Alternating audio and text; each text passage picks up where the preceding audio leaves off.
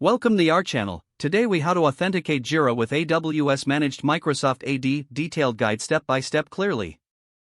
Start by logging into your Jira instance as an administrator.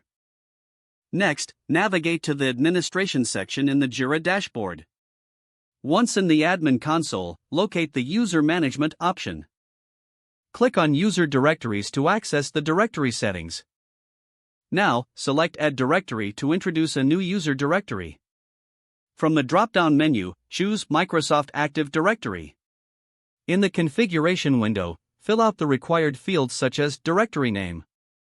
Under Host, enter the DNS name of your AWS Managed Microsoft AD. Set the port to 389 for LDAP or 636 for LDAPs. Next, input the base DN for your directory. This typically looks something like DC equals example a DC equals com. Provide the bind DN, which is the user account that Jira will use to authenticate with AD. Input the password for the bind user. In the user schema section, configure the necessary field mappings. Ensure the username attribute is set to SAM account name. Check the setting for user object class to ensure it reflects your AD structure. Optionally, adjust the group settings if you want to synchronize groups from AD. Now, click the Test Connection button to verify the settings. If the test is successful, proceed to click Add Directory. Your new Microsoft AD directory should now appear in the list of user directories. Return to the User Management section to configure user access. Assign the necessary permissions for users logging in through Microsoft AD. Test the integration by attempting to log in with an AD account. Monitor the logs for any authentication errors during the login process.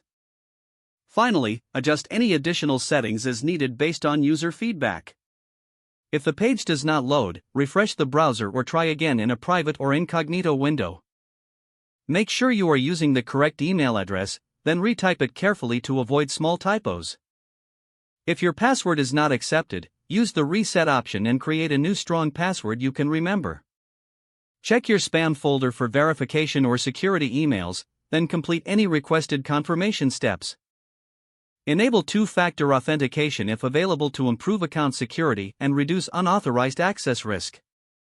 After signing in, review your profile details so your contact information and settings are accurate and current. If you see an error message, note it down and try again after restarting your device and internet connection. Log out when you finish, especially on shared devices, to keep your account and payment information secure. Don't forget to like this video and subscribe to our channel for more step-by-step tech guides.